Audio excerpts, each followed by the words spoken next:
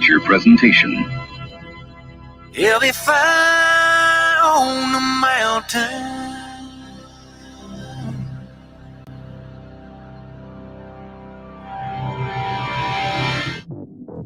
JB and Darren on the JB and Goldwater Show. Line drive right field, base hit. South Carolina wins the College World Series. Watson, touchdown. Hunter Renfrow. Got him, and it's all over. Coastal Carolina rules the roost. They win the championship. And South Carolina has won the national championship. The Citadel baseball team has done it again, but this time the Bulldogs beat one of the top teams in the country. They are giant killers. Get the ball to Bennett. He does.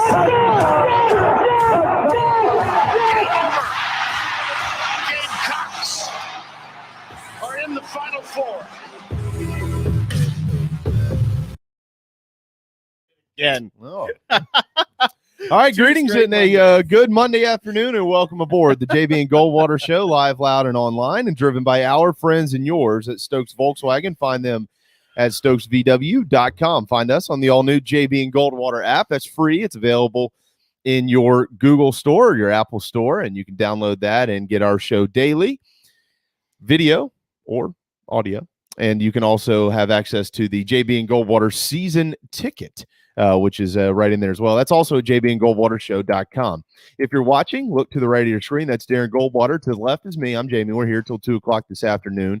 And the phone number and text line are the same, 843-321-8893, 843-321-8893, across all social media platforms at JB and Goldwater, and individually at Sports Radio JB and at Darren Goldwater. Welcome back from the weekend. A busy weekend it was, and we've got you really covered for the next couple of hours here on our program. Coming up in just a couple of minutes, Mike Morgan with ESPN and the SEC Network. He'll join us, and we're going to talk to him about what's going on in Columbia, the coaching changes. Shane Beamer, of course, right now is meeting with the media, but not Darren and I, because we have a show to host today. There are some notes to get from that along to you here quickly in just a matter of moments. We'll talk to Mike about the Tennessee Volunteers. Could be some movement going on up there with their coaching staff as well. How about the future at Florida?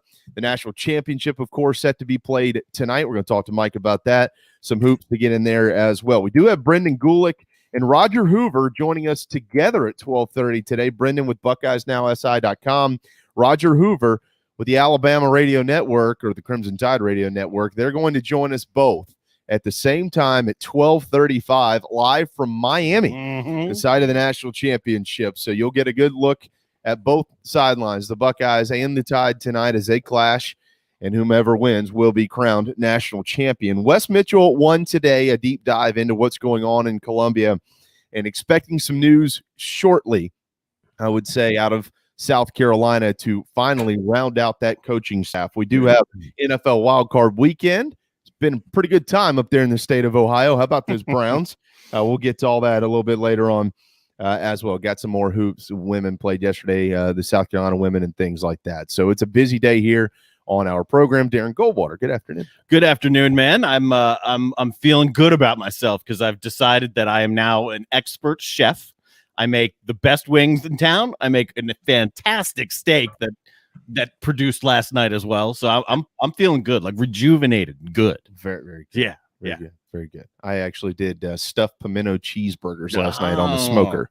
That sounds good too. Myself. So yeah, we both had some good things going on this weekend.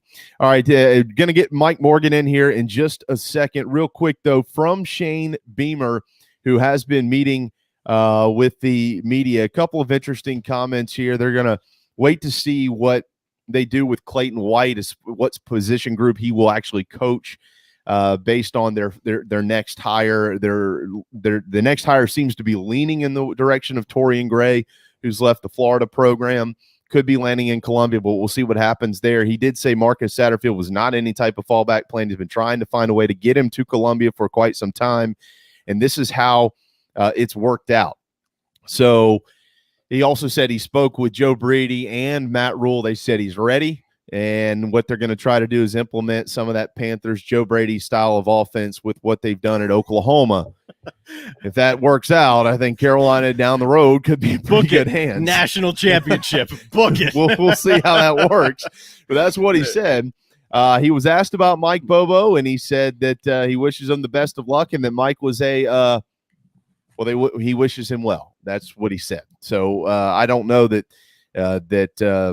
Shane Beamer and Mike Bobo are on eye-to-eye terms at this point in time, but that's what he said. He also said him and Ryan Helinski have had some great conversations since Mike Bobo departed, and he said he's going to leave it at that. So we'll see what the future looks like. Maybe for Ryan Helinski, I don't know if he'd be returning to South Carolina. Right now, they're down to 2 scholarship quarterbacks. Interesting. And one of them is a true freshman in Colton Gauthier. So if he said that now they're having some conversation, that leads me to believe that part of the Helinski transfer was could have been some type of rift between Bobo and him. Could have been. Yep. Yeah, certainly. He also would say this, and we'll bring Mike Morgan in on this note here. He said, look, I wasn't going to hire guys just because they had a fancy last name or they've got 20 years of experience in the SEC.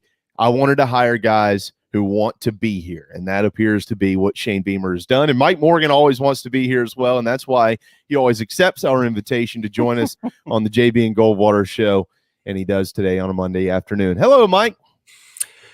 You guys, you never heard of Uber Eats? I mean, really, I'm flattered that you would cook all those great cuisines, and I'm sure they're tasty. But I'll tell you how I roll. I go to my phone and I hit a delivery app, and next thing I know, food is served at my doorstep. So that's the course I've chosen.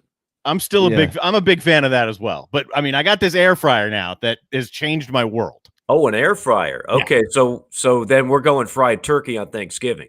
I don't know if it's going to fit, but right now I'm frying the heck out of some wings. You kill that turkey first. He fried a cat. No, I'm just kidding. He fried a cat. That would be bad. How you guys doing? No, we're good, man. Doing fine. Obviously, it is a big, crazy Monday around here. The national championship being played. I did watch the episode 1 of the Tiger series last night. Too. And that was something to see. We'll get to that a little bit later. Mike, I do, before we get to the national championship game with you and some other stuff in the SEC, I do want to lead off with South Carolina. That's what's important in our state right now. Right. The changes going on in Columbia under Shane Beamer last week, some unexpected changes. You saw all the news, and you speak to a lot of folks still in this great state. The staff is almost complete. Still need to make an offensive line hire, and then hire somebody else on defense. Is trending towards Torian Gray from Florida, maybe to come in and coach the defensive backs. But and a lot of these new coaches are meeting with the media as we speak right now. So anything important we'll pass along. But just your thoughts on what has transpired over the last, I'd say, 7 days or so in Columbia. Some of the hires who've landed, like Clayton White from Western Kentucky, Marcus Satterfield, now from the Carolina Panthers, things like, I don't know how much you know about some of these guys, but just the process that's led to this point and the selections that Shane has made. I'm familiar with both coordinators. Both, have continued to kind of move up the ranks on a lot of boards. Now that doesn't mean that everybody's heard of them and everybody is excited about them. The names that defected for Auburn, those are names that everybody's familiar with. And Mike Bobo's been a name for a while. But as I look at the reaction from a lot of Gamecock fans to losing Mike Bobo, first of all, when I was there to do a game, I sensed no excitement over having Mike Bobo from Gamecock fans. I sensed no, boy, I hope we keep this guy around for the new regime, if you will. And then all of a sudden he leaves for Auburn. It's like, how do we let him go? What's going on? This is terrible. It's kind of like, when you were in, I don't know, high school, college or whatever, and there was that girl in class that you didn't really pay much attention to. Somebody might have mentioned, hey, she's kind of asking about you, and you're like, yeah. And then she winds up dating your friend, and all of a sudden she becomes much more attractive. You're like, gosh, I missed the boat on that. That's the way I look at the Mike Bobo reaction. It's like nobody really cared if he stayed. They didn't exactly light the world on fire on offense. Mike, you mentioned the Ryan Helinski situation. I mean, the game that I was there to do against Missouri, That question that I asked Coach Bobo, who of course led the call as the interim coach, was summarily dismissed and answered as, well, look, I've been around this a long time. I know who my best quarterbacks are, and Ryan Helinski ain't one of them. And I was like, okay, clearly that's not going anywhere. He's not going to play. And he didn't the rest of the year. So I say all that to get to this. I'm not bagging Mike Bobo. I think Mike Bobo's fine. If Mike Bobo stayed, I'd understand the decision. But it's hardly worth getting bent out of shape losing Mike Bobo. I think it was time, quite frankly, to stay away from an overly SEC retread staff. Yep. I think at some point you got to get some fresh ideas and fresh faces for a number of reasons. The obvious of that, speaks for itself. But I think also, and this goes back to the initial hire of Shane Beamer in the first place, Carolina needs people that want to be there. They don't just need to keep churning out people on the staff that it's just nothing more than a pit stop. Like, they don't want to be there. It's never been a destination job for them. It wasn't a big opportunity for them. They're just kind of going along the assembly line. Remember, it took Steve Spurrier 3, 4, 5 years to really figure out what his staff should look like. Does anybody remember who Ellis Johnson was not the first choice as DC? Remember who it was before then? Yeah, Brian Van Gorder. Brian Van Gorder. Yeah. We had Brian Van Gorder on my talk show when he got the job. And then a day or two later, he's going to the Falcons. And then Steve just kind of said, well, this is kind of who we should have hired all along. But, it took a while to figure out what the staff should look like. Look, Auburn, this was not a money deal. Please don't tell me, we should have spent more money to keep the likes of Mike Bobo. That's not it. At the end of the day, Auburn is a better situation right now than Carolina. And that's not just Mike Bobo's opinion. That's most people's opinion. And more often than not, that's been the case since joining the SEC, what's been considered more of a destination job for potential candidates out there. So you need some young, fresh blood. When you get a guy from Western Kentucky, who granted has been on the Frank Broyles list a number of years and continues to make a name for himself, but he hasn't had this kind of opportunity. So he's going to appreciate the hell out of it.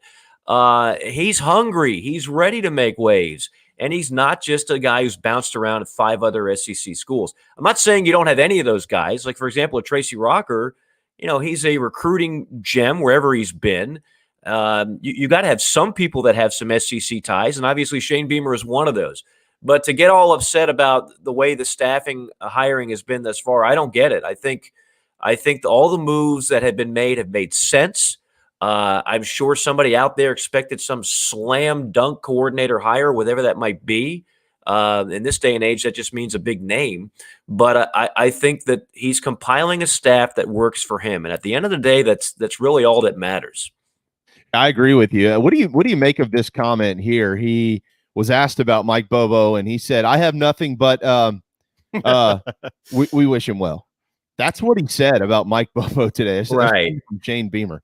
Yeah, and look, Mike is even my broadcast partner for much of this year during football was Hudson Mason. Hudson played for Mike Bobo at Georgia, and Hudson be the first one to tell you he can be a little bit ornery.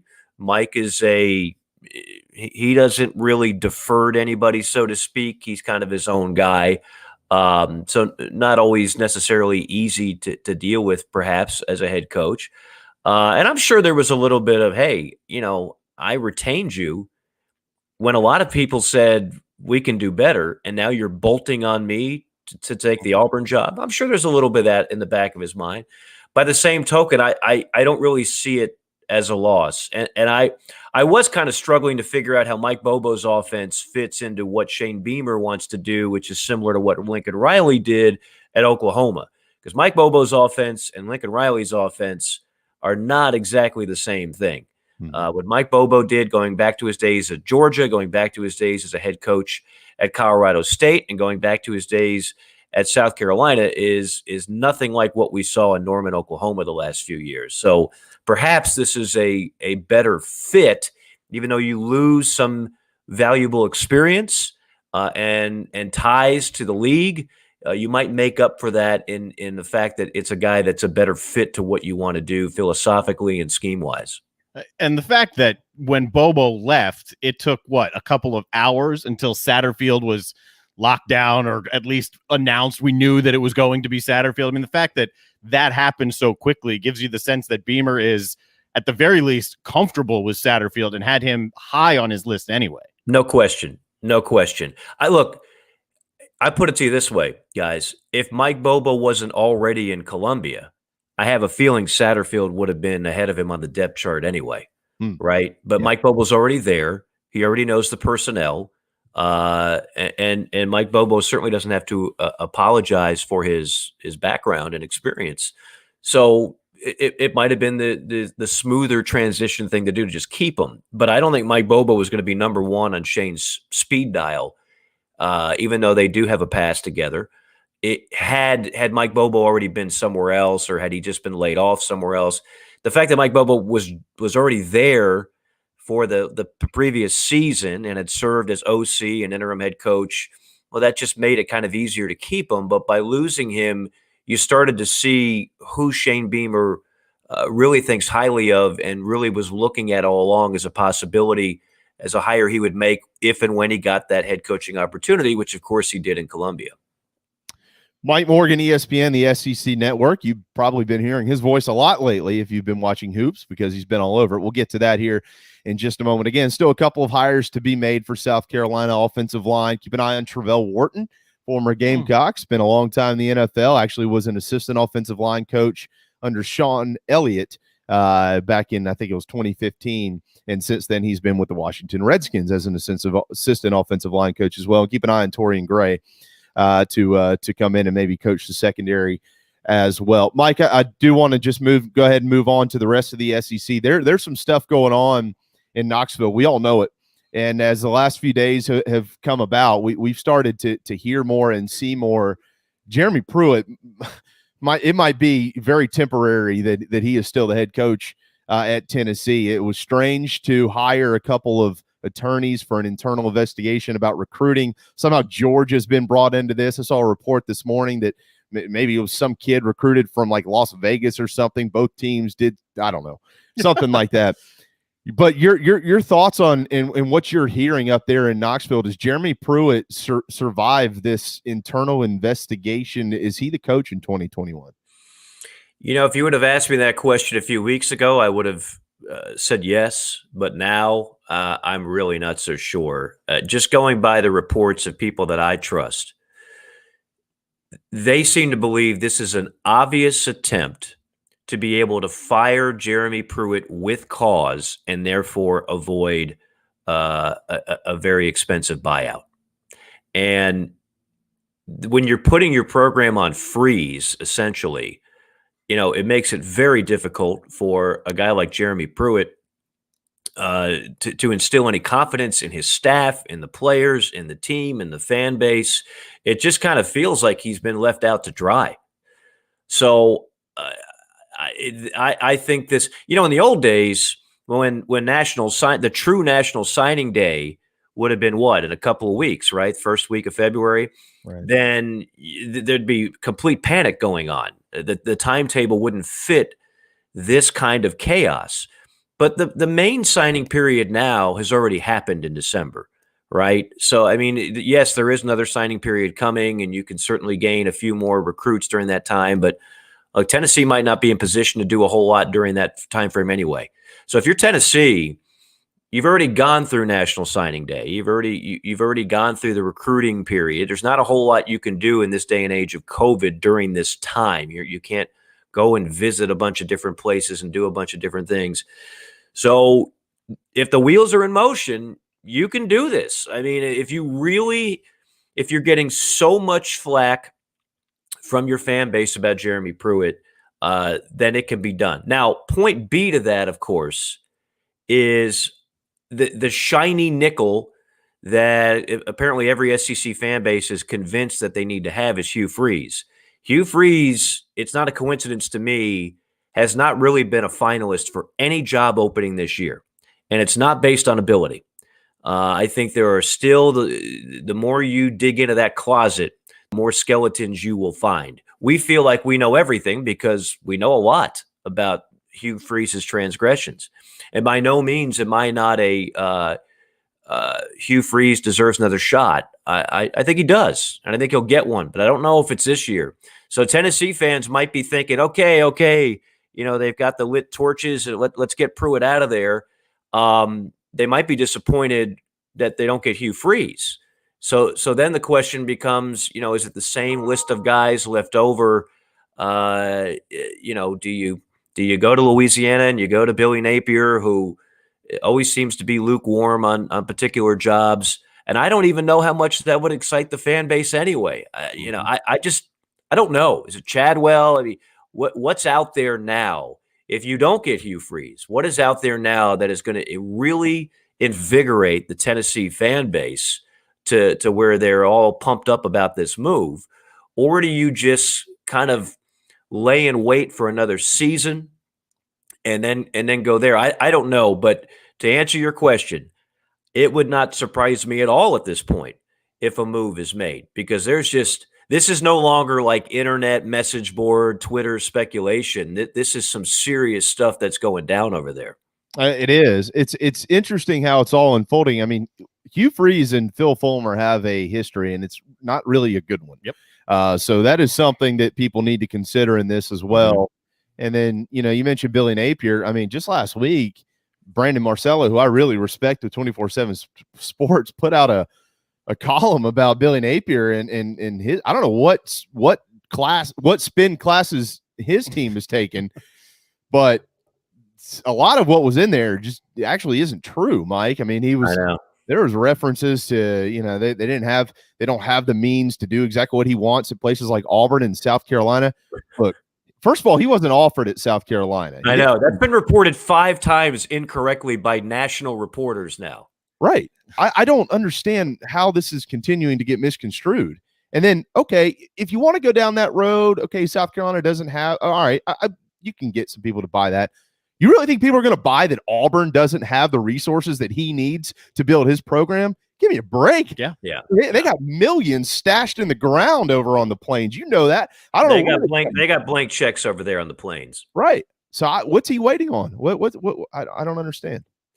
Well, what he might be waiting on is the perfect opportunity, and I don't know if the perfect opportunity exists. Right. Every time a coach is fired, there's a reason for it. And it's not just he's an idiot, but everything else is hunky-dory. There's some issues there. And firing your coach, like, for example, if Tennessee fires Jeremy Pruitt, whoever takes that job, right away, you don't have a quarterback, okay? You're weak on defense. Your numbers are thin in recruiting. There's a whole lot of issues, not to mention it's just been – Knoxville has been such a toxic situation for a while now through multiple head coaches and ADs and inexcusable losses. And so whoever goes into that, whatever's on that check, it's not going to change the fact that you're going to have to deal with all that. And if they're going to fire Jeremy Pruitt after 3 years, remember, we were told after there was this massive movement to convince you that Greg Schiano was a bad hire, okay, let's wipe out the AD. Let's bring in a Tennessee guy and a former player and Phil Fulmer, and he's going to bring in a true SEC coach. And we were sold that was the perfect hire, right? Right. And you just fired him after 3 years. And not only if he gets fired, it's not just a firing. It's we're blaming you for everything. Get the hell out of here and don't let the door hit you in the rear end on the way out. I mean, coaches pay attention to those things. Mm-hmm. They look at these things. I've talked to you about this before, and I've talked about it on the podcast with JC before. I always use the term path of least resistance. Coaches, everybody's got money now. Some have a little more than others. But I want to take a job where I can tell my wife and my family, hey, honey, we can move here, and we're not going to be fired within 3 years. That's a big deal. Yeah. And so some of these jobs, they look like the best thing since sliced bread, just like Texas did when Tom Herman took that job, et cetera. Well, all of a sudden, it doesn't look like such a great job anymore, does it? Because they keep firing people. Now, yeah, you're going to get a lot of money on the way out, but these coaches, they're going to be millionaires no matter what. They'd really like to be millionaires and not continually get fired and have to change addresses.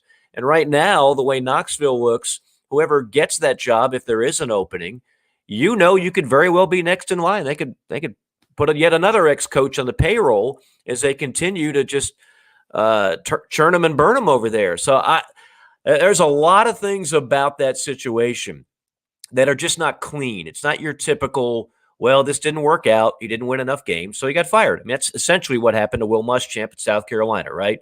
The hire, you could order how popular the hire was, but based on the market at that time, I would say it made sense, and yet you hope that the second time through he does a better job. He didn't. He gets fired. You go move on to the next guy. But it's not like this really toxic situation. I don't get that sense in Columbia. Right now, you get that sense in Knoxville. No question about that. Real quick on Florida, and I want to get to the national championship with you, but real quick on Florida, is Dan Mullen, in your opinion, as we stand today, what day is this? The 11th of January? Dan Mullen going to be back in Gainesville? My guess is yes, because I still have a hard time believing that an NFL team is going to sit there and say, let's put all our resources into Dan Mullen. Yeah. Now, I could be wrong on that because, again, you don't know. NFL owners, you think trying to predict how college ADs and their board of trustees and their boosters and the owner of Yellowwood and how all they think, try predicting how an NFL billionaire owner is thinking. We don't know. But if they do the math, they know that most college coaches not named Jimmy Johnson fail in the NFL and fail quickly. I mean, it's a really short shelf life. And Dan Mullen knows that too. So while you might get $3 million more a year than you do at the University of Florida, you're also going to be calling a moving company in 2 to 3 years if you don't do something magical wherever you go. So I think there's a lot of things about Dan's personality that might not jibe well in an NFL market, but that doesn't matter because I'm not making the hire.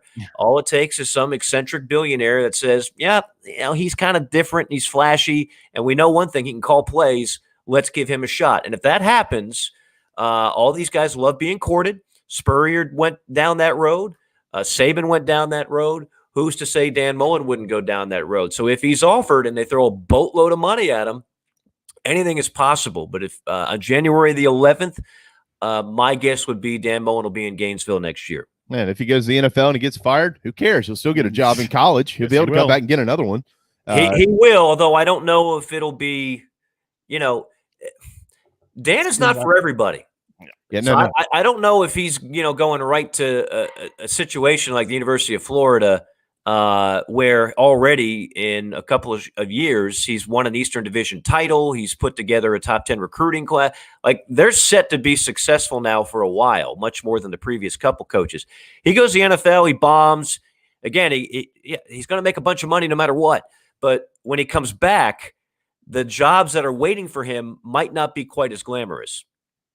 All right, Mike, tonight the national championship will be played down in South Beach, and coming up here in just a few minutes, Brendan Gulick and Roger Hoover will both join us from Miami, one from each side, Bama and Ohio State. 1-3 seed matchup here. We've seen it before in the national championship game, 8 o'clock kick tonight. And, the flash is Mac Jones and Justin Fields and Devontae Smith.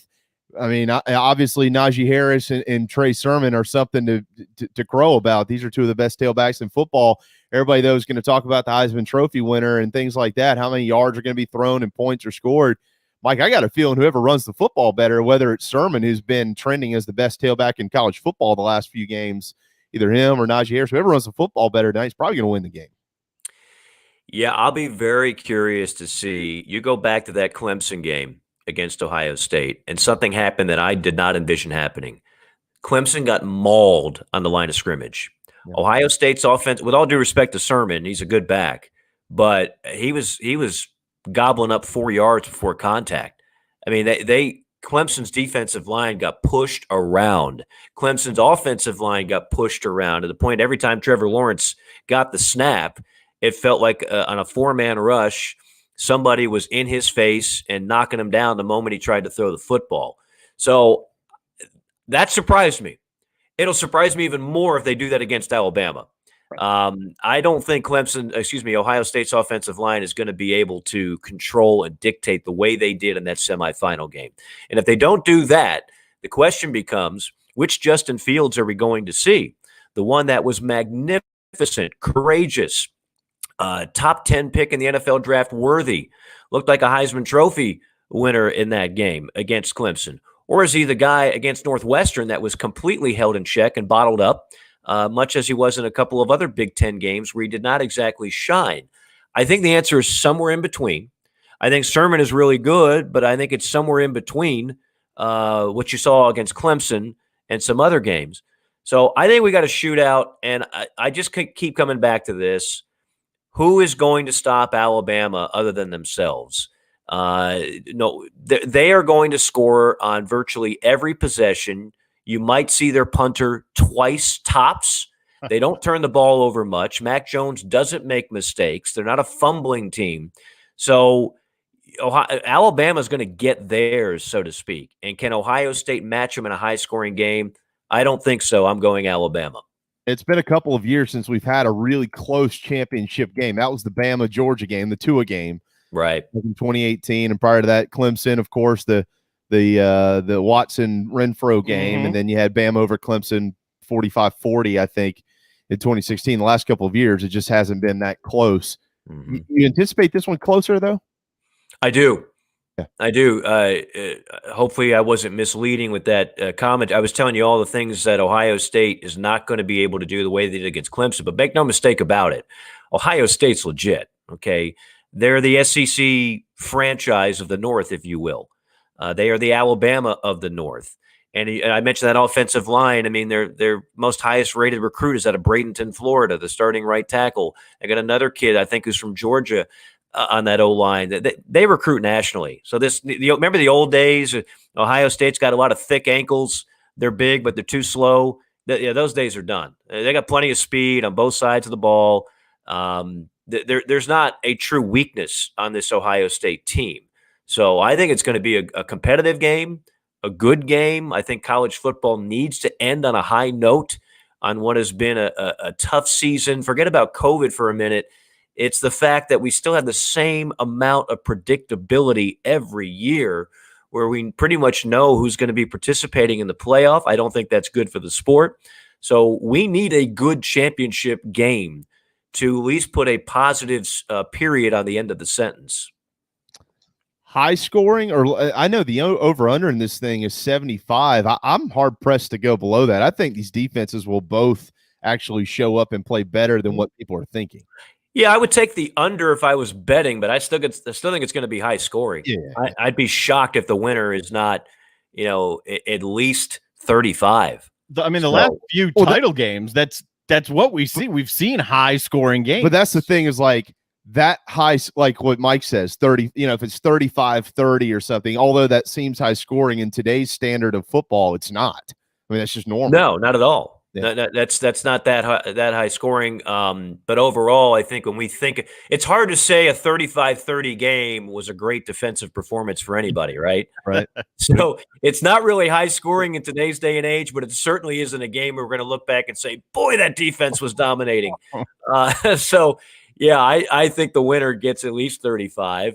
And the loser might have 35. And it's not because the defenses are not talented. It's just because the offenses, I've said this a number of times, great offense in college football dominates great defense in college football. It's not that way in the NFL. I mean, look at some of the lower scoring performances we saw during this past weekend in the NFL playoffs. Not all of them, but but some of them, absolutely. You can still win a playoff game in the NFL scoring 20 points. You cannot do that in college football.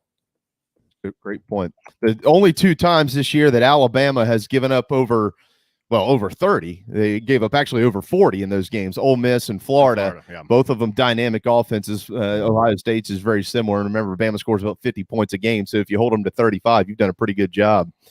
No doubt about that. Mike, we'll be looking forward to that. I understand later on in the week, as long as the game is played, you'll be calling the LSU South Carolina game on Saturday.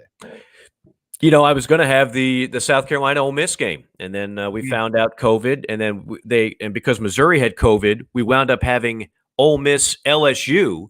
They both kind of worked on the fly. We're going to see more of that this year in college basketball. I can assure you of that. Kind of shades of the BYU Coastal last second football game on the fly. Look, I think Carolina, under normal circumstances, could have a tournament type team this year. I just don't know what we're looking at because I don't know what's going on over there. Yeah. My understanding is a lot of this is not positive COVID tests; it's contact tracing, right? And we haven't figured out how to really evaluate that. Honestly, I don't think it's. And I'm not speaking specifically on Carolina. I'm speaking as a whole. I think we are putting games off the board that don't necessarily need to be put off the board because of the way the rules are written in contact tracing. But all that being said, remember, you got to play at least 13 games to be eligible for the postseason. So they need to get it going here. They need to get it cranked up. If they do, I look forward to a game against a very good LSU team on Saturday. That'll be a lot of fun to call and should be very interesting to see where this Gamecock team is then. I mean, they were terrific against Texas A&M. And if A.J. Lawson plays like that, which I know he's capable of, but unfortunately doesn't know he's due, then you are looking at a very dangerous team. But it's also very hard to play when you go a month without a game, then you play 2 games, then you go a week without a game. Like at some point, that's going to really take its toll.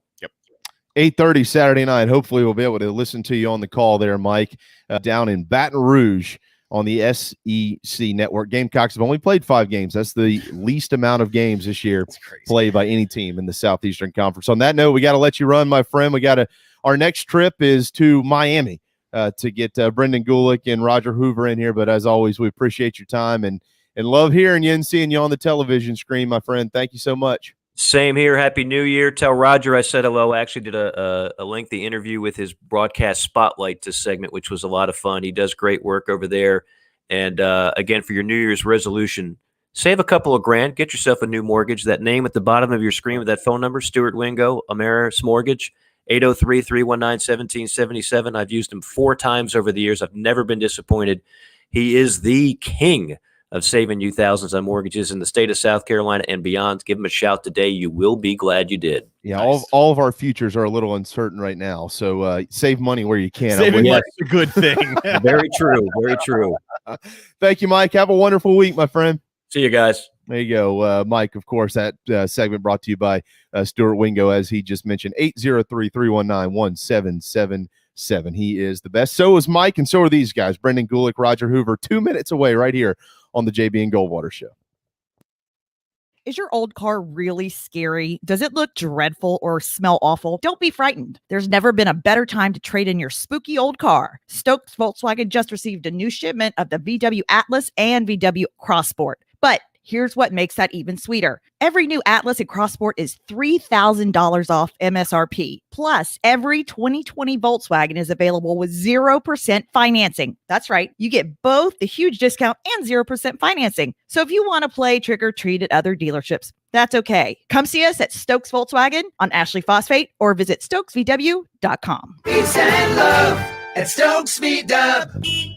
Plus tax tag includes $399.50 closing fee. Offer subject to lender approval. Expires month end. What's up, everyone? JB here. Want to tell you about my friends at McFadden Pest Control, as we do every day on our program. I love these guys. They've been in business over 40 years, and they treat our family like they've only been around for 4 days. Always doing their best work, trying to earn our business, although they know that they'll always have it. Heath and the guys take care of our quarterly, our mosquitoes, termite bonds, anything we can get them to do, they do it. They're the best. They're friends. Heath even often texts me and just asks to see how my family's doing. It's amazing. I can't say enough about McFadden Pest Control. Switch to them. You'll never have anyone else protect your home. McFaddenPestControl.com, McFaddenPestControl.com here in the Low Country. Family Bingo Night is back. All 3 Dog and Duck locations. Every Monday from 6 to 8 is the perfect time to bring the kids, have dinner, and play bingo. They've upped the prizes with retail store gift cards, gas cards, in-house cash cards, and kid-friendly gift cards like Nintendo, pizza, App Store, and more. Thanks for supporting local businesses like the Dog and Duck in Bell Hall, Park West, and on Clements Ferry Road. What's up, everybody? This is South Carolina singer-songwriter Patrick Davis, and I might live in Nashville, Tennessee now, but guess what? I can always keep up with the news back in South Carolina because I've got the JB and Goldwater Show. Thank you, JB and Darren, for being live, loud, and online. Your love lifting me higher. 1240. Welcome back. Monday afternoon on the JB and Goldwater Show, driven by Stokes Volkswagen. Darren, Jamie, Yes. from Atlanta, Georgia, where we were with our friend Mike Morgan, down to Miami, where the weather's probably better than it is here. We're joined by Roger Hoover and double duty for our friend Brendan Gulick. We just had him last week with BuckeyesNowSI.com. They've been kind enough to hop on at the same time, so we're all going to be able to communicate in this conversation leading up to the top of the hour. Fellas, good afternoon. Happy game day down there on South Beach. You know what? Yeah, there you go. Both your mics are on. You can hear us. Okay, yeah, there we go. What, Roger, That's good. how y'all doing? Hey, doing well. I'm actually not in South Beach. Don't let the fake background fool you. I'm actually in Tuscaloosa getting ready to anchor all of our studio coverage for tonight. But yeah, excited the game is here. I know Brendan is as well. Oh, so Brendan's the one who gets to lay out before the game this That's afternoon. right. Yeah, Brendan- I don't want to make it too obvious, but the ocean is literally right there. You know, Beautiful. Sorry about that. Well, I mean, look, it's got to be, Roger, forgive me for a second here to get into some Browns talk, but Brendan, it's got to be a little frustrating. You leave the state of Ohio to go to Florida, and then the Browns pull that off last night. I mean, how'd you celebrate down there? You know, I'll tell you what, the flight down was pretty scarlet and gray heavy, and there are a lot of Browns fans that are also Buckeye fans. This hotel would have had an awful lot of noise violations last night. I can promise you that. I think it was the fact that so many people down here were actually excited about that game that they basically just said, "What's going on?" But we're not going to worry about it because everybody's doing it. So that was pretty wild. At 21-0, I wasn't feeling great. I was like, the thought of, hey, there's still a lot of game left. When it went 28-0. It started to sink in like, wow, I mean, even if there's a lot of game now, this is kind of a reality. So That was cool. Point when it went 28. That's when I flipped on the Tiger documentary and then went back to the football game to see what was going on there towards the end of the game. That was crazy stuff. Yeah. All right, Roger, let's get you in here. Enough of Brendan and his Browns for now. Bama is back in the national championship. And, after last year, not even making the college football playoff. Take us through the season leading up to this moment. What has it been?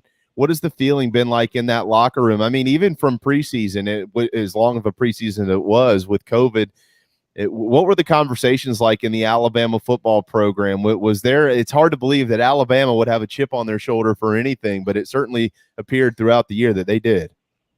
Yeah, they certainly did because they brought back a lot from last year's team in terms of the senior class guys like Alex Leatherwood, Devontae Smith, Najee Harris, all choosing to return. And all Alabama fans last year around this time were hoping that Tua Tagovailoa would return and not go to the NFL draft and end up being a Miami Dolphin. So it was almost a letdown for the fans when Tua decided to go to the NFL draft, but they still realized they have a really core senior group coming back that wanted to have a special season and almost a season without a star, if that makes sense. And, Mac Jones, I think all the conversation about him in the offseason last year was, okay, he'll probably be the starter to start the year, but when does Bryce Young come in, this 5-star prospect that everyone compares to Kyler Murray? That was really the conversation all spring long. And then, of course, spring practice gets interrupted by COVID-19. You get into the summer, and that was still the question I got asked every time I went on a show like this. Okay, we'll probably see Mac, but when is Bryce Young going to show up? And then from game one, Mac Jones took over and showed he could be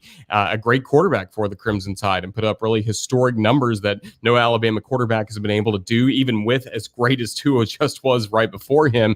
Mac Jones had a special season. Then Jalen Waddle goes out with injury. Devontae Smith steps up and becomes the featured wide receiver. Steve Sarkisian did a masterful job moving him all around the line of scrimmage, being the deep threat, being a threat over the middle. I mean, every single way you could have used Devontae Smith, Alabama did that, and he goes on to win the Heisman Trophy. And it seems like Najee Harris is the forgotten man in all of this, and that's why I think Najee is going to have the biggest game of all tonight against Ohio State running the football. It's just a team that has a lot of superstars winning all the awards they have, but I think the trust and the belief in one another is stronger than any team I've been around in 7 years covering Alabama football.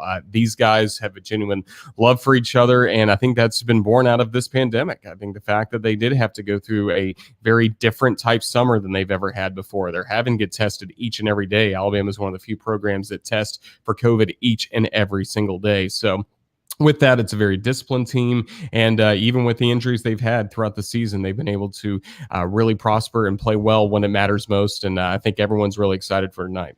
Yeah, quick follow-up on that. Hold tight, Brendan, but quick follow-up to your comments there.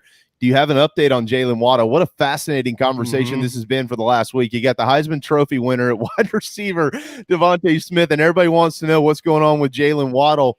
And in the same breath, I guess, or the same sentence, what has it been like since Steve Sarkisian took the head coaching job at Texas? We've seen this before with Saban in Alabama, where assistants move on and they still got a game or two to play. How has this situation been similar or different from years past? Yeah, I'll start with Jalen Waddle. He's been able to do some things in practice. I think everybody that I've talked to has been very encouraged by what he's done, and Coach Saban and the training staff know how to build him up to get ready to just perform for one night. I think that's been the big thing. You know, if this is the regular season, probably would still need another week or two, but the fact that it is a postseason game with everything on the line, everything I've heard has been very positive. So you're not sure if he's going to be out there all the time like he typically would be as a wide receiver. I think it's going to be a little less than that, but I would expect to see him some tonight in specific packages for him, and also in some special teams opportunities because he is dynamic, especially in the return game for Alabama. But Devontae Smith did a pretty good job as well, kind of filling those shoes, especially with the long punt return he had against Arkansas to help build that Heisman resume. And then with Steve Sarkisian, I think the focus has been really good among Alabama's staff getting ready for this week. You referenced the previous times when some coordinators get head coaching jobs at other schools. They have to manage that over the course of a month. This has only been about 10 days or less than that. So, Coach Sarkisian taking the Texas job, the early signing period's already done. So there's not a lot he has to do in terms of recruiting right now. He's been very focused on his game week preparation. He said in a press conference last week that everything he's done getting ready for tonight's game against Ohio State has been exactly the same as if it were week 4 against Georgia. So everything really looks to be on par for the Crimson Tide heading into this matchup with him, the rest of the coaching staff. I think as soon as the final whistle sounds, things will start changing because I think Coach Sarkisian has a lot of people in this Alabama program he would like to take with him to Texas. But so far, so good in terms of the focus being where Coach Saban wants it to be, and that's really what matters most. All right, Brendan. So obviously you're immersed in the Ohio State side of things. You know the feeling coming out of the Crimson Tide side of things, and you can hear the confidence in Rodgers' voice about Harris playing well and Waddle coming back and what tonight may be like. So now on the Buckeye side, what's your sense after hearing that and hearing the, confidence, I'd say, in Rodgers' voice and that of the Tide? Compare it to what the Buckeyes are feeling. They should be confident. They're playing in the national championship. If they're not confident coming into this game, what are you doing, right? And look, the Buckeyes are too. This is a team that, in a lot of ways, I feel like I echo some of what Rodgers said. This team is really, really close. Unlike Alabama, their season was taken away from them. And they, for a good month, didn't know if they were going to play football this year. And they obviously ended last year in a really disappointing way. And the whole build up the offseason was working toward trying to get back to the college football playoff and prove that they could get over the hump. And then to come so close to the start of the season and having it taken away from you was brutal. It's not Ohio State's fault that the Big Ten mishandled things the way they did and played a truncated schedule. The fact of the matter is we are in this moment tonight. We're playing a national championship game in college football tonight through a pretty turbulent year in a lot of different ways. And both of these two teams, because of what they've done to get to this point, they should have a ton of confidence coming into this game. Look, there's been some talk about, what players for Ohio State may or may not be available tonight. We'll know that coming up right around 7 o'clock. The school will make it official who won't play. They're pretty tight-lipped on who has COVID or who's just, rehabbing from an injury or whatever it might be. There's been some rumors flying around this week about a certain position group. You don't really know what's true until they put it out at 7 o'clock, but I think the thing that is so specific about these two programs, and really you can throw Clemson in the mix as well. I mean, these really are the 3 elite schools right now in college football. And that means that they have backups that would probably start everywhere else. And that doesn't mean that those guys would go into a national championship game and play flawless football, but you can feel pretty confident that you're not putting in somebody who has, no business being on a field in a game of this magnitude. So, for either team. If anybody's not able to play in tonight's game, I think that, you kind of swallow hard and accept that, when this season was played at the outset, you had to accept the fact that it was going to be an unfair year. Ohio State played 7 games, and Alabama's obviously had a full schedule. Clemson played a long schedule. I mean, Notre Dame played a big schedule. You kind of knew going into it they were going to be unfair circumstances, and you just have to deal with the hand that you're dealt. And Ohio State's done that the best they can. Alabama's done a really good job doing that with the hand they've been dealt, and I think it's fitting they get to settle on the field tonight. A quick shout out to Brendan Gulick as well, pulling a classic TV stunt here. Get off the beach, probably leave your board shorts on and throw on a shirt and jacket. So the top half looks good for the video screen.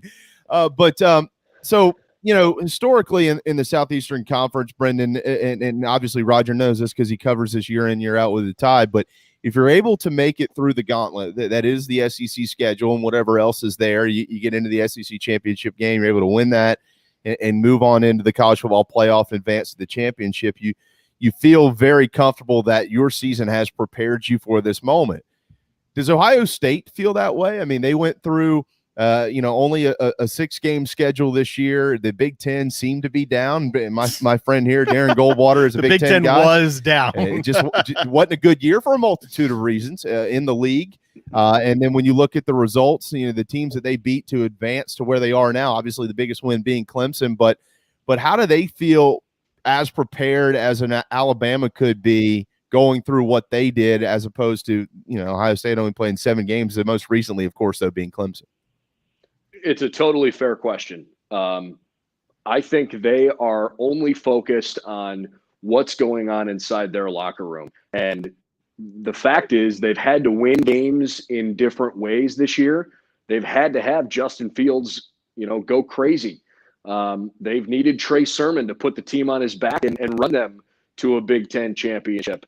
Justin Fields gets rocked in that Sugar Bowl game and then goes out and throws a bowl record 385 yards and 6 touchdowns. It's the best bowl performance in Ohio State history, and I thought it was the single best individual performance in Ohio State history. I say all that to go back to the point that I don't think the Buckeyes can get caught up in the fact that maybe Alabama's had more live game reps. It just can't be a factor in their prep tonight. They're ready to go. They've got guys they believe in and trust. They've got coaches that have been in this moment, both at the college and at the NFL level, that know how to coach in big games. They've got the talent. You get one shot to go make the best of it, and I think they're ready to do that. I want to get to some of the specifics then here. If I'll start here with Roger. For Alabama, obviously these teams are both going to put up some level of points. Jamie has been beating the drum that for all the sexiness that we see, whoever runs the ball better is probably the team that's going to win this football game. Roger, you just pointed out that Najee Harris, you think, is going to have a big game. Is that the key in your eyes? Can you narrow it down to something as simple as, look, whoever runs the ball better is going to win this football game, and here's why Harris can do that? Possibly. I think Najee is going to be very effective, especially in the second half of this game. But I think in the first half, we're going to see, teams airing it out, both Ohio State and Alabama. I think they're going to try to get it established as a track meet and then try and slow it down to more of a cross-country type run in the second half, whoever's ahead. I think that'll be the strategy. So I think Alabama certainly feels good about Najee Harris and what he's been able to do. And it's not just because of Najee Harris, but you look at the offensive line winning the Joe Moore Award, Alex Leatherwood winning the awards he's won. Landon Dickerson, the center, is injured, but Chris Owens stepped in. He's played a lot of SEC football before, and the line really didn't miss a beat in the last game against Notre Dame. So I certainly think it will come down to the running game, but I think that's going to be the story more in the second half versus the first half. I mean, these teams are just going to do anything they can for points as fast as they can. How about this Ohio State offense, Roger? When you look back at the season, probably the 2 best offenses that the Tide saw this year are Kiffin's Rebels. They put 48 on the board early in the year. Everybody remember that? Everybody's questioning, well, what's going on in Alabama?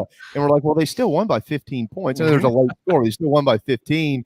And then Kyle Trask in Florida, the Gators, they hung 46 on the board in the SEC championship game. How does this Buckeyes offense, in your mind, compare to what the Tide have already seen between those 2 teams or anybody else? This will be the best offense that Alabama has played all season long. Not only because of Justin Fields, I think that's one big part of it. Trey Sermon doing what he's doing it. And then Fields is just so comfortable with Olave, Wilson, all the wide receivers. This is the best Ohio State, or the best offense that Alabama will face all year long. And especially because Fields knows how to get the ball to his tight ends as well. Alabama historically, not just this season, but all throughout the Saban era, has had a tough time covering elite tight ends. So, that makes it that much tougher for the Crimson Tide defense. And that's why it's important for them to get some early stops, because I think they were gassed in a lot of ways in the Ole Miss game and especially in the Florida game. After Alabama had built up a pretty established lead in the second half when most teams would fold, Florida really didn't in the SEC championship game. So, if Alabama was able to get some stops early in this ballgame, continue scoring on offense, they're going to have to give their best effort all throughout. I think they learned that in the Florida game because they did take their foot off the gas a little bit on defense in that ballgame, and Florida certainly made them pay. They know they can't make any mistakes tonight because, again, this is going to be the best offense that Alabama has faced all season. Brendan, on the flip side of that, for Ohio State, will the Tide defense be the best version of defense that Ohio State has seen here in 2020 or this season? 21. Yeah. I mean, it's kind of hard to say otherwise, but, at the same token, they have played some good defenses. Northwest, when Trey Sermon ran for 331 yards against Northwestern, the reason that resonated so much was because Northwestern had the sixth best run defense in the whole country. Their linebacking core is outstanding. Now, I'm not saying Northwestern's as good as Alabama, but my point is, when you're playing different schemes, you're going to see different kinds of defenses, right? And I think Alabama is as talented for sure as anybody Ohio State has seen this year.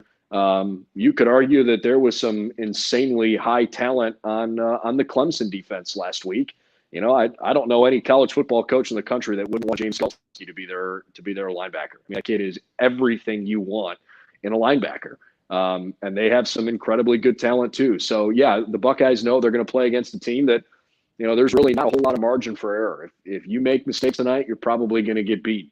And that's kind of the fun part of being in a game like this, right? You really are talking about the best players in the country in addition to the best teams in the country. And so as an individual competing in that game, you go into that matchup saying, I know I have to be at my best because I'm playing a guy that can really push me. And frankly, in practice for both of these teams all year long, they're seeing that same level of talent on the other side of the ball within their own team. So they're used to competing against guys that are this good. It's the fun part about being in a championship. You better play your best because if you don't, somebody is going to beat you. Let me ask you this, Brendan. You're down there in Miami. It's not a packed house that we're going to have down there tonight. I don't know if you've covered a national championship game, at least at the D1 level. I know you've been around plenty at other levels, but what's the buzz? What's the feel like down there without a stadium that's going to be at capacity? Are there still a bunch of fans down there? Is there still a buzz and a feel of a huge game tonight? It's minimized compared to years past. I have not covered one in person before, but I've certainly been around some of those kinds of settings. But there's still definitely a pretty significant buzz. You walking around the airport, there's, T-shirts and hats and stuff in every different, little shop in the airport. There were plenty of people wearing Ohio State and Alabama gear walking around Miami International yesterday. There are definitely people that are going to be locked in on this game. And, they say 16,000 is what they're going to let in tonight. I don't know if that includes, player, staff, team, and whatnot, because I don't think 16,000 is truly the 20% capacity for that stadium. I think they may let just 16,000 people in the building.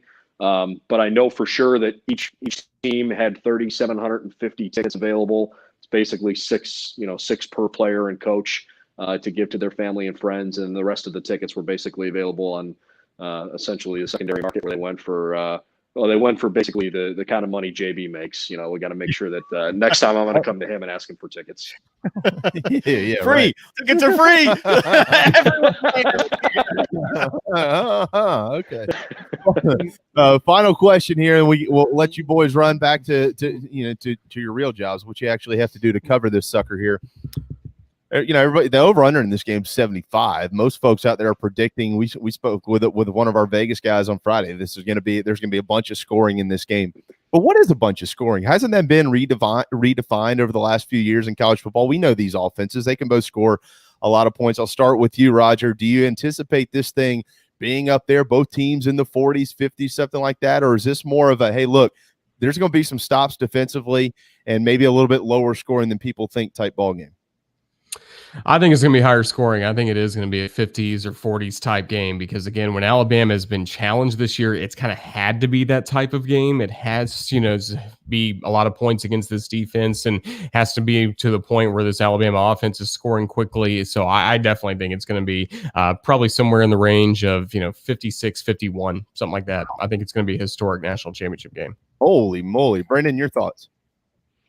Wow. I definitely wouldn't bet the under. I'm in Rogers' camp there. 56-51 feels pretty hot to me. A score like that means no defensive stops literally the whole game. You're ready. Yeah, right. I picked Ohio State 45-42. I do think it's going to hit the over for sure. I agree. It's the two premier offenses right now in college football, regardless of what the statistics say. And in today's day and age, good offense tends to beat good defense. That doesn't mean defense isn't going to play an important factor. Guys are going to have to try to make stops, and that, that crucial third down stop, or frankly, if a team starts to find themselves working behind the chains with any regularity on first down, that could make for, some frustrating sequences. But I don't know. I just have a really hard time with the way both of these offensive lines play in particular. I think it's going to be hard to get to the quarterback on both sides. Ridiculous skill talent on the outsides. Really, really good running backs. Ohio State's tight ends are incredibly talented and are not talked about enough. I just don't know how either one of these offenses are truly going to stop. It's going to be up to the quarterbacks to make the right reads, but I see both teams score more than 40 points tonight. In the college football playoff era, Bama, of course, 2-2 with wins over Clemson and Georgia. Their 2 wins by a combined 8 points in those 2 matchups. Ohio State 1-0 in championship games, and that was a blowout over Oregon back in the first one in 2015, 42-20. I think we're in line for a special game tonight. It feels right to have one. We almost didn't get a season. Ohio State, Bama, 2 of the teams that led the charge, fought to get us here, and here they are, the 2 standing down there in Miami. Brendan, Roger, thank you so much for joining us this afternoon. Brendan, enjoy your time down there in the great state of Florida. Unfortunately, you're going to have to leave and go back to Ohio at some point. So God bless you there, my friend. And obviously, Roger, thank you for all your great work. Mike Morgan said to pass along his hellos and things like that. He had a lot of nice things to say about you. JB, Darren, thanks, guys. Roger, have fun tonight. Have a good show. I'm not going to wish you good luck, though. That sounds good. Same to you guys. Bring it home for the Big Ten, man.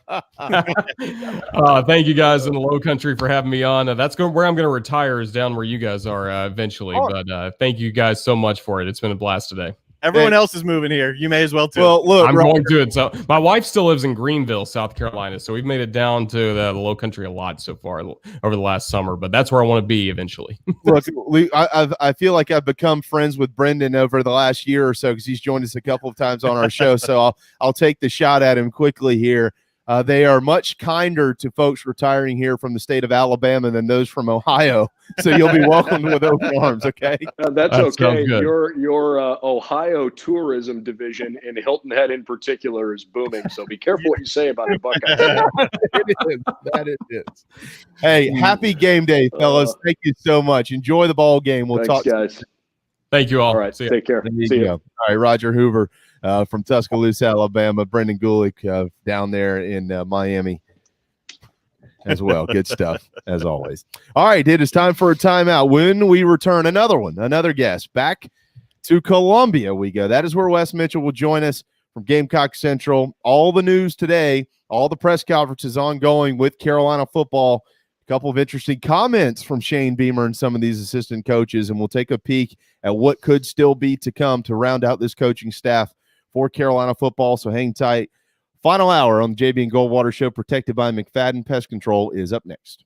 What's up, everyone? JB here. Want to tell you about my friends at McFadden Pest Control, as we do every day on our program. I love these guys. They've been in business over 40 years, and they treat our family like they've only been around for 4 days. Always doing their best work, trying to earn our business, although they know that they'll always have it. Heath and the guys take care of our quarterly, our mosquitoes, termite bonds, anything we can get them to do, they do it. They're the best. They're friends. Heath even often texts me and just asks to see how my family's doing. It's amazing. I can't say enough about McFadden Pest Control. Switch to them. You'll never have anyone else protect your home. McFaddenPestControl.com, McFaddenPestControl.com here in the Low Country. At Patriots Point Naval and Maritime Museum, families walk in the footsteps of our nation's heroes, the brave ones who risked their lives to defend our way of life. Home to the aircraft carrier USS Yorktown, USS Laffey, and the USS Clamagore, there's more than 1 million square feet of exhibit space to roam. White Glove certified, we have several new health safety measures in place to enhance the visitor experience. Come for the day and leave feeling inspired. One of the most impressive museums in the country, located right here in Mount Pleasant. Visit patriotspoint.org for more. We'll see you soon. Bourbon and whiskey drinkers of Charleston. Paddock and Whiskey on James Island and the Terrace Shopping Center on Maybank is your home for the finest and rarest bourbon and whiskey drinks in the Low Country. This is where I hang out. Go meet my friends Reed and Chris and try one of their exclusive barrel pick bourbons. They have the largest private barrel collection in the state, and let their knowledgeable staff recommend your next pour. PaddockandWhiskey.com. Let not your heart be troubled. Paddock and Whiskey is here for your next double. We're all friends around here. Paddock and Whiskey, proud partners of the JB and Goldwater Show. This is Scott Glaze, head golf professional at the Links at Stono Ferry, located on the outskirts of Charleston, South Carolina. I'm inviting you to tee it up on one of the most scenic and challenging courses in the Low Country. Our back nine is highlighted with 3 holes that border the Intercoastal Waterway. Visit StonoFerryGolf.com to book tee times and discover all that Stono Ferry has to offer. The Links at Stono Ferry is a former South Carolina Golf Course of the Year and is also home to the College of Charleston men's and women's golf teams. Come see us. We would love to have you. StonoFerryGolf.com. Hi, I'm Chris Half, Public Information Officer at the Patriots Point Naval and Maritime Museum. We're home of the mighty USS Yorktown, USS Laffey, Clamagore, and Vietnam experience. And we're a proud partner of the JB and Goldwater Show. We invite you and your family to come see us and enjoy a day on Charleston Harbor. Visit patriotspoint.org for more information. And now, it is my honor to present the national anthem.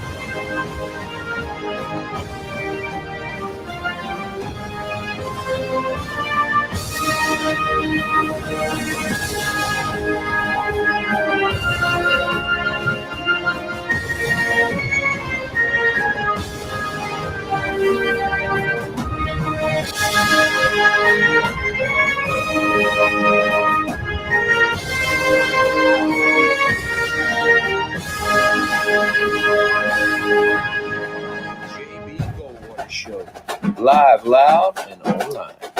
All right, 110, final 50 minutes or so of our program. We're a little late getting back, but here we are. Welcome back to JB and Goldwater Show, driven by Stokes Volkswagen, StokesVW.com. If you're watching, Darren is to the right of your screen. I'm Jamie, and I'm to the left. 843-321-8893 is our phone number and text line. And also across social media platforms at JB and Goldwater, individually at Sports Radio JB and at Darren Goldwater. If you've got a question, comment, concern, send it over, and we'll try to pop it up there on the screen and get your questions answered while we can. We do have Wes Mitchell joining us now from Columbia with Gamecock Central, and Wes has a busy day.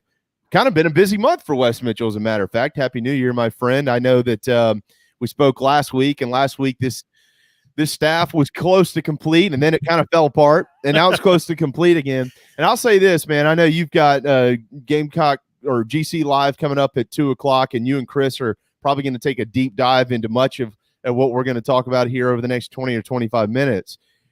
But and we haven't been, Darren and I weren't able to be on the press conferences today at South Carolina, but we've been following along, and this is a fairly emotional bunch of Gamecocks here.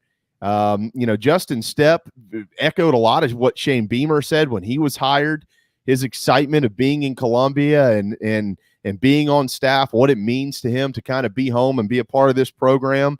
Marcus Satterfield, it seems like a young, energetic, and very hungry coach, and he even took maybe a shot at some coaches around the league, calling some retreads.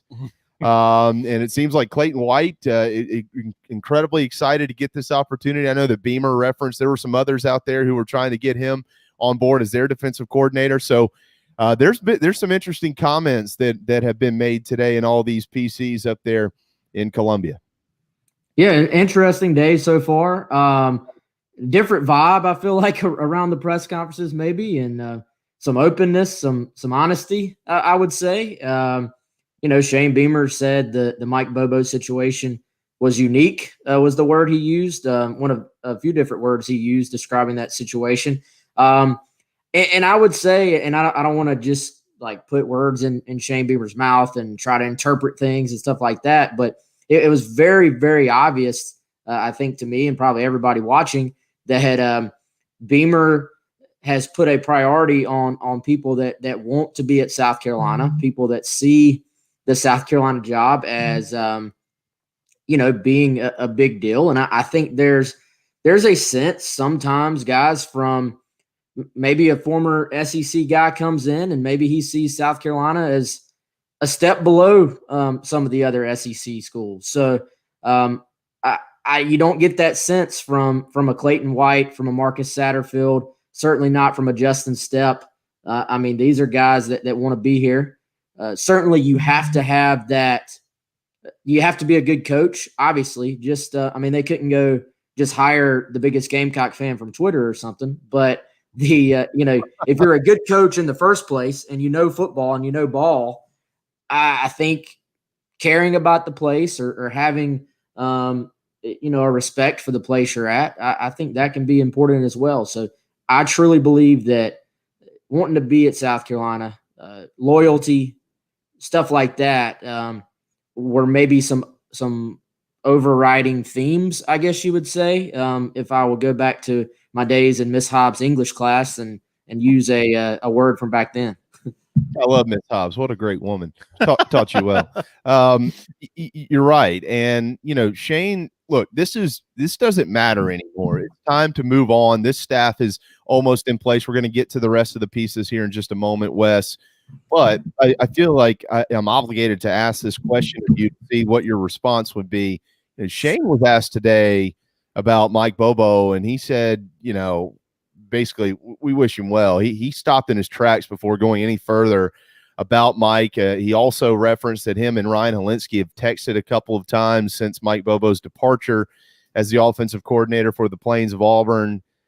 What does all this mean to you? What do you think? Do you think there was more going on than we all knew about, or this is just reaction to what was a very unorthodox move by Mike Bobo to leave the program? Yeah, I'll be completely honest with you guys, and Darren, don't Twitter quote me on this one. I just want to talk. I don't want a Twitter reaction, y'all. Twitter reaction is just. I'm with you.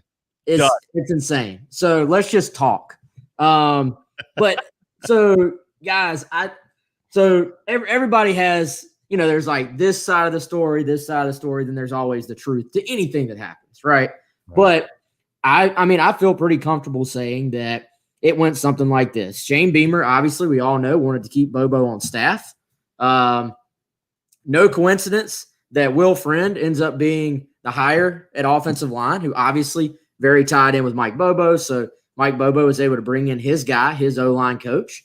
And then sometimes towards the beginning of last week, I think Beamer said Tuesday, Bobo comes in and says, hey, I got another opportunity cooking. Auburn is interested. And I feel pretty confident and pretty comfortable saying that at some point along these conversations that Shane Beamer said, hey, look, if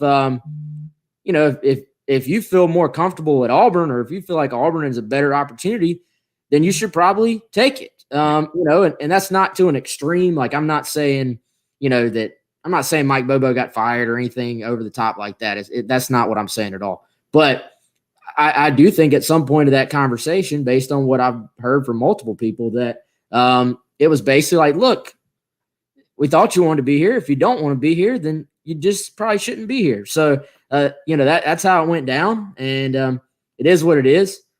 Like y'all said, I think it's time for everybody to sort of to move forward. But it was very obvious that, maybe it rubs some people the wrong way a little bit. But it is what it is. And South Carolina is moving forward. I think that Shane Beamer has attached himself to people that believe in him. And I'll go even farther, though. I think it was pretty telling when Beamer also said, hey, if people look at this job and they just see the issues, then that's an issue. You're not taking over a football program because they won the SEC championship last year.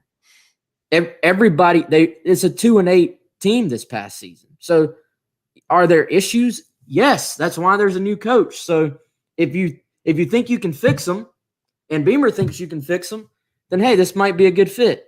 If you just want to talk about the problems and not how to fix them and say, oh, woe is me, it's South Carolina. South Carolina will never be Florida, will never be Alabama. Nobody wants anybody putting on a Gamecock shirt that feels that way about the South Carolina program. You want people that say, hey, this is a hell of a job. It's an SEC job. It's a brand new football facility. There's a lot going on here that you could build a program here. And if you do it here, they will literally build a statue for you outside the stadium. Well, and I agree with you. I mean, Shane has repeatedly said as much since he's been hired. We talked to Coach Mangus on Friday. He said the same thing. Yep. I mean, he was like, look, I sat here and looked at it. We won 33 games in 3 years, and we're pretty close to really getting it done, so it can be done. Here's what is done. Des Kitchings, by the way, he's in line to receive a raise. Will be as the running backs coach moving forward. Mike Peterson also staying on as the linebackers coach. Marcus Satterfield, we're going to come back to him in a second. The OC and QB's coach, defensive coordinator Clayton White, Eric Kimry at tight ends, Pete Limbo, associate head coach and special teams coordinator. Tracy Rocker remains on staff running the defensive line, and Justin Stepp as the wide receivers coach. We are still searching for a couple of more. I know the hot names that are out there. Torian Gray has been for some time to join this staff, maybe coaching defensive backs. Travell Wharton's name has even emerged lately to maybe coach the offensive line. I spoke with somebody yesterday who knows Travell quite well, and he wouldn't confirm nor deny, but just said, let's just see what happens. What are your thoughts on those two remaining position coaches out there and when they may be filled with what names?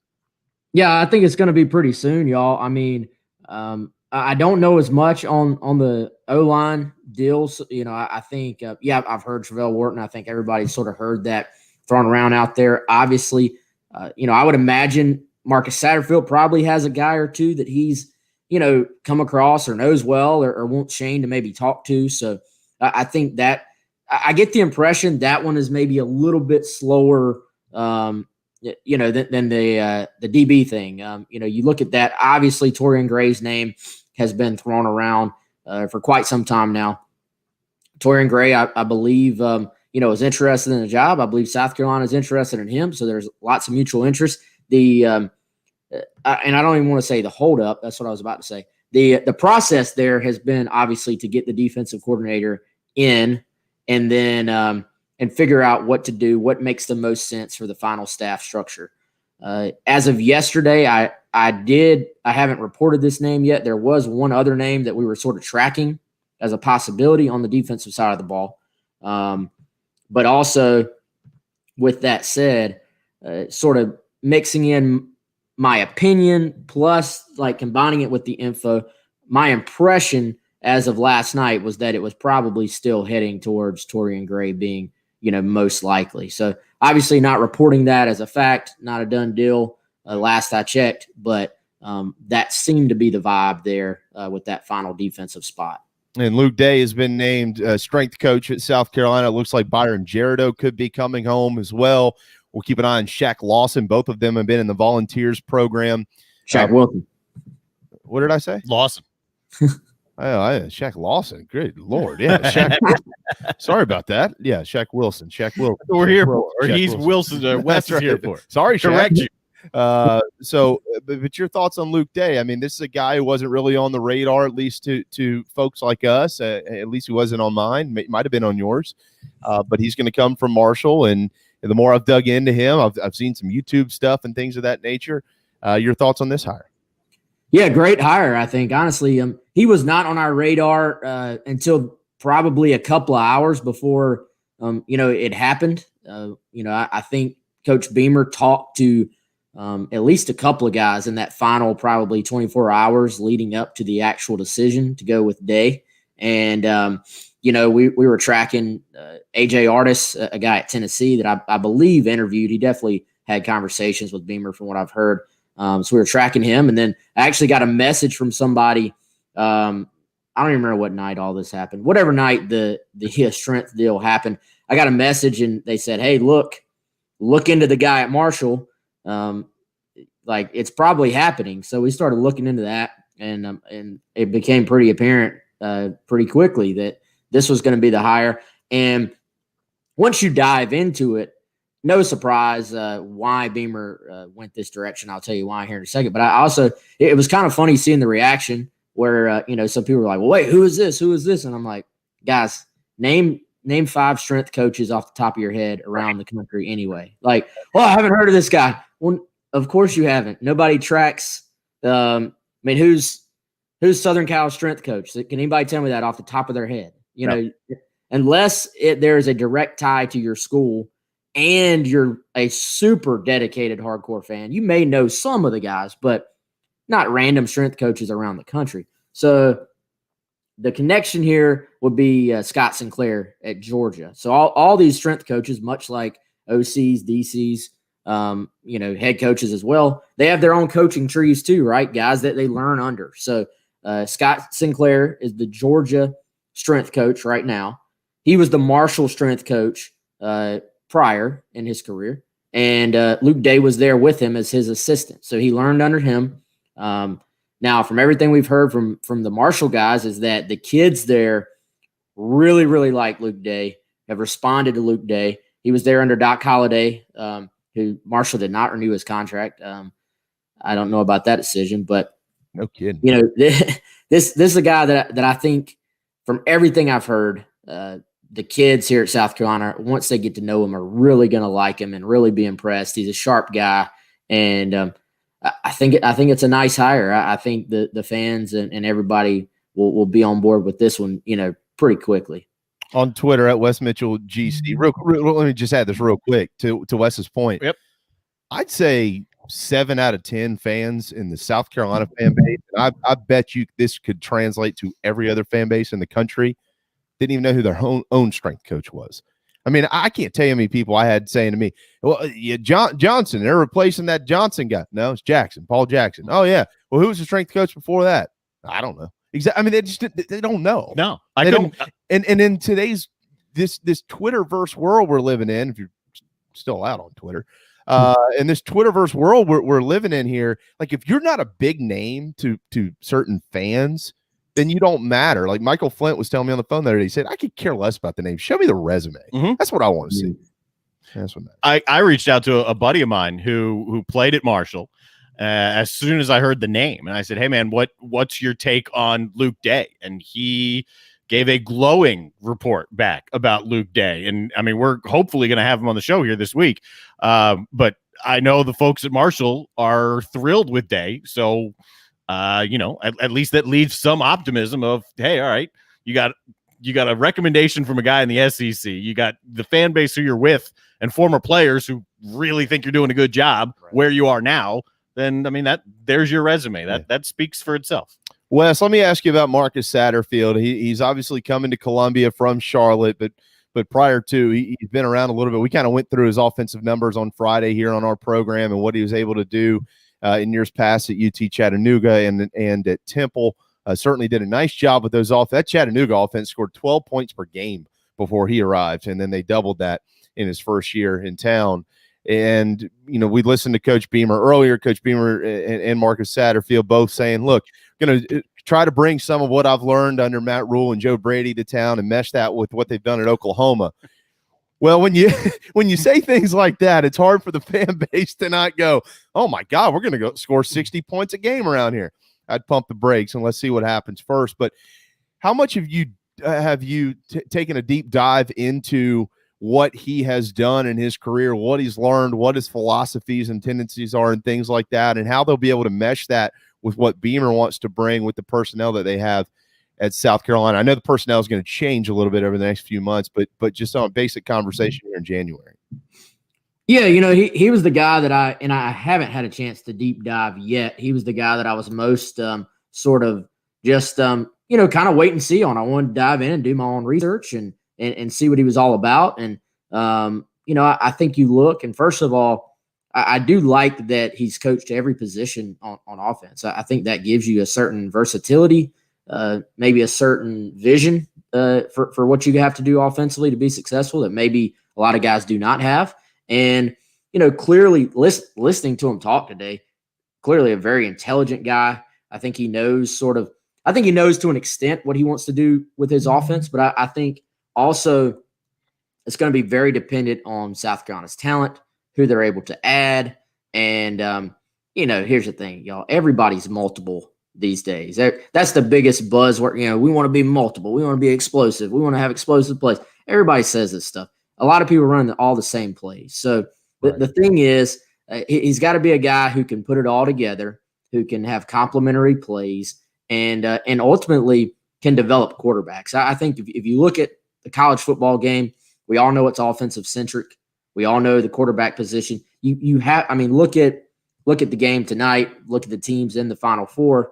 If you're going to be really, really good, you have to recruit and develop quarterbacks. So that'll be the thing with him. He's got a great staff offensively around him. We'll see what direction they go with O-line, but I really, really just like what they've put together, with Des Kitchings, Justin Stepp, Eric Kimry at tight ends. These guys are really good. So I will be very curious to see what does this scheme look like? How does it I think it's going to evolve as these weeks go on in the offseason, because you're going from being assistant O-line coach at the NFL level to now you're putting an offense together again. So I imagine you come in and these next few weeks will be a lot of tweaking and a lot of adding and subtracting and sort of figuring out exactly what you want to do. I'm guessing, guys, every offensive coach has sort of a base package of plays as far as their scheme goes, but I'm not so sure that we're going to know what this thing is going to be probably for months, honestly. Well, and it's probably a good thing too that to start the season you get like Eastern Illinois and East Carolina because it's going to take some time. I'd be fascinated to be a fly on the wall in that offensive room over the next few weeks. You got people trying to bring some Oklahoma stuff here, and Justin Stepp, what he's learned under Kendall Briles, Marcus Satterfield, under Joe Brady and Matt Rule. There's some incredible information that's going to be discussed and ideas exchanged when they try to figure out what they want to do moving forward, what type of players are going to try to recruit and sign and things of that nature. I do, though, want to flip the other side of the ball, and I want to get you out of here soon so you can get prepared for your program coming up at 2:00. Clayton White, another name that wasn't just on a bunch of folks' radar out there. I will give some credit to people. They do know some of the bigger names when it comes to coordinators, and Clayton White was a guy that kind of popped up, and then all of a sudden he was hired at South Carolina. And Shane said this morning that he did have competition to get Clayton White to Columbia, but he got him here. And I think that the big takeaway, I did a little studying on him over the weekend, Wes, and I think the big takeaway that should be familiar for South Carolina fans is if personnel allows for this, the shift back to the 4-2-5 model on defense. And that was, what Ellis Johnson has established at South Carolina. And as long as you can recruit to that, it can be certainly very successful. When you look at this personnel, J.J. Enagbare said today, he'll be back. You got Jordan Birch going to come back. It looks like Aaron Sterling. I know there's some defectors. They're going to try to add some other guys and things like that. When you look at personnel, does personnel on campus right now fit a 4-2-5, in your opinion? Yeah, I think it can. I think they've got to continue to upgrade the personnel on that side of the ball anyway, especially with some of the losses on that side. But, White talked about it today. He's done very little film review so far as the South Carolina team he's inherited. He's been in town for 2 days, I think. But as far as you kind of start with the defensive line with this group, I think you have some talent there. You have some guys like Enigbare who have played quite a bit, but then you have some young guys that it's going to be very important. It would be key to develop, your Jordan Birches, your Tonka Hemingway. If Carolina can get good defensive line play, then that takes the pressure off some of these other spots. But yeah, 4-2-5 base, much like with the offense, everybody's so multiple these days. Everybody talks about being multiple. He runs some 3-man looks as well, some 3-man front looks, I should say. And, if you look at what South Carolina has been doing the last couple of years anyway, they're in their nickel package, I don't know, 70% of the time anyway, nickel or dime. So if most teams, some of this stuff is semantics. Most teams are running a lot of 4-2-5. That's all it is. It's nickel anyway. I think the only difference would be maybe there's a little difference in what you ask out of that nickelback spot, which is sort of becomes that hybrid spur, whatever you want to call it. So maybe there's a little different skill set in what you're asking that guy to do. But I think probably from a skill set standpoint, the same guys that would probably be playing that spur for this defense are the guys that probably could have been playing nickel, in the last defense. So I'm sure he'll have his wrinkles to it. He called it a multiple aggressive, another defensive coach buzzword, multiple aggressive 4-2-5 base. But yeah, as long as you can find those guys that can run and cover and play your hybrid spots, then absolutely that can definitely, we've seen it work here. You can get talent in this state that fits this scheme. Yep. And there will be some growing pains for South Carolina defensively, obviously, but I don't think that's because they're moving to a 4-2-5. I think there were going to be some growing pains anyway as they continue to try to upgrade the skill on this defense. And much like we said with offense, y'all, there's probably going to be an answer to the scheme is going to be, this is what he wants to do eventually. But then the first answer will be, what do you have to do to give your team the best chance, in year one until you continue to get, guys in. Although I will say real quick, I really like the Debo Williams kid, the pickup from Delaware. Yep. That's going to be a very nice under the radar pick for South Carolina. Very resourceful get there. The kid had almost 500 tackles as a high school player. So if you have 500 tackles at any level, you're doing something right. Yeah, no question. We talked about this throughout the year around here. I mentioned this to a bunch of folks, and Wes, you might have been one of them. I can't remember now, but I thought kind of all along, just watching South Carolina defensively, I was like, man, they really need to be more in a 4-2-5. They gotta get some guys up front, and that would have been able to get Jordan Birch on the field more, just in maybe a little bit more of a natural role for him. We'll see what happens. That spur position, I kind of tweeted this yesterday or maybe Saturday. I keep an eye on Jamar Brown. If that's where they go, keep an eye on Jamar Brown to maybe move over there. RJ Roderick, if he's back, it looks like he will be. Another guy who might be able to fill that position. Final question here. So today, the NCAA delayed a vote on NIL, but that also was a vote delayed on opening up the one-time transfers for, whomever, whenever, what we've been discussing for the last couple of months. I think we all still fully anticipate this is going to happen. Will get approved, and then we'll move forward. But if for some reason it doesn't, the transfer rule, Wes, which again, I don't anticipate that, but if for some reason it doesn't, in my opinion, that is an enormous impact on South Carolina, because I think they've been really betting on this transfer portal with what has gone on and transpired in recruiting because of the coaching changes. What type of impact would you look at that to be for South Carolina if this transfer rule is for some reason not approved? Yeah, I haven't really looked into that. I didn't even honestly know. I've been so into South Carolina stuff. I didn't know they had said that. today. I was under the impression that for this year, that was already pretty much happening. And maybe they were looking at the greater, the future. But yeah, I'd be surprised if it's, I'll say it like this. Everybody I've talked to has been under the assumption that it is going to happen, that these guys will be able to transfer without penalty. Yeah. If for whatever reason that's not going to happen, then that hurts South Carolina. That hurts everybody though. Everybody is losing transfers and getting transfers, and I got a feeling there's going to be such a push because everybody's assuming that this was going to be the case, that there's going to be such a push that they're going to be hard pressed to not continue forward, with that idea. Yeah, I would think so. I would think so. I would think that would be where this thing heads. All right, Wes, on that note, we'll let you run. I know that you've got a lot on your plate in the coming hour, 2 o'clock GC Live. What exactly will you and Chris be getting into?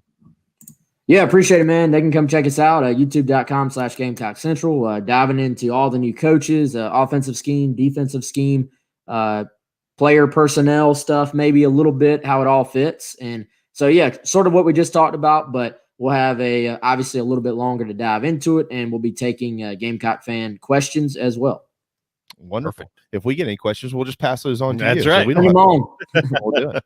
Wes, thank you, man. I know it's been a whirlwind, but as always, you and Chris and Colin, your team, just do an amazing job at covering all of this stuff. And truthfully, it is really, really appreciated by Gamecock fans and Darren and I as well.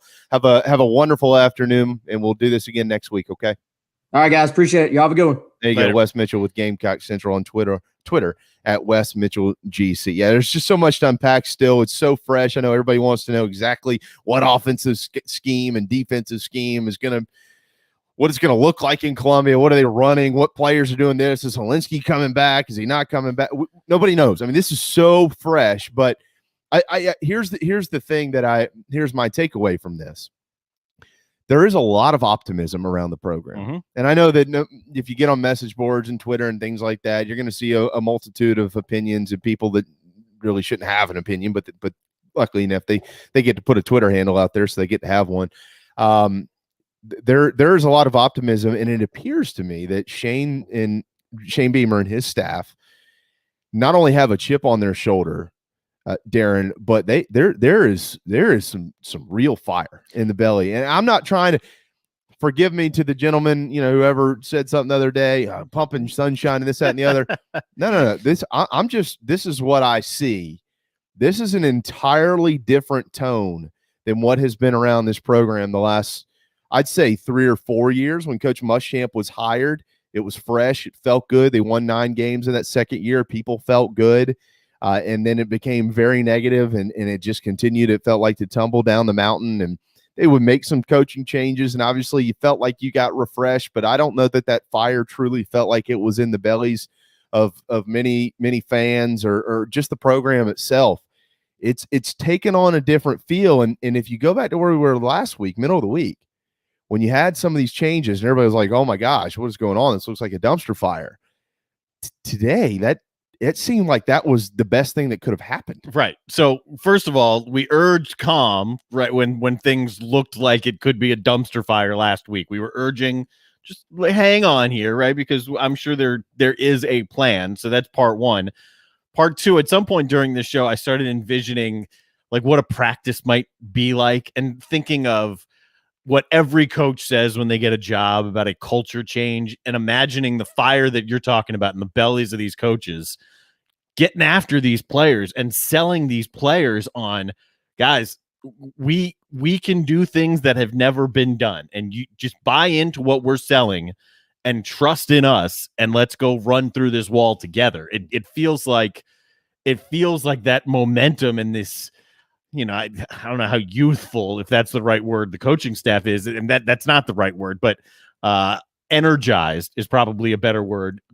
That will translate into the players. How soon? I mean, are they going to go undefeated next year? No, but if you see a different attitude, then you're going to know they're getting through to them. And I think you will start to see a different attitude maybe relatively quickly, because if you've got an entire staff all focused on, I want to be here. This is my place. This isn't a stepping stone job. We can win here. Let's go do this. Then, I mean, you're going to rally a locker room around you. Here is the full comment earlier from Shane Beamer about this staff, Darren, and then we'll hit a quick timeout. Quote, I could have gone out and hired 10 named head coaches 24 hours after getting the job at South Carolina and had the staff done with. I didn't. That's because I wanted to make sure I had this thing right with the right 10 guys in here. I want guys that want to be here, not just going out to hire that has a fancy name or because he's coached in the SEC for 20 years. There are plenty of examples of that where it hasn't worked out a lot here recently. I want football coaches. I want great recruiters. I want great people. I want people who are hungry and driven and believe in this place like I do. That is from Shane Beamer earlier, and that maybe gives you a little bit of insight as to why it took a little bit longer. Certainly there were some changes, unexpected changes that are noted publicly from last week with Mike Bobo and Will Friend defecting to Auburn unexpectedly. But at the same time, it looks like that's maybe worked out a little bit better than what was initially thought by many who were following this closely. And let me remind you of this. I had somebody say this to me this weekend, and he was spot on. He said, you think this is the first time this has happened in college football? This has happened forever. Right. Things like this have happened forever. Mm-hmm.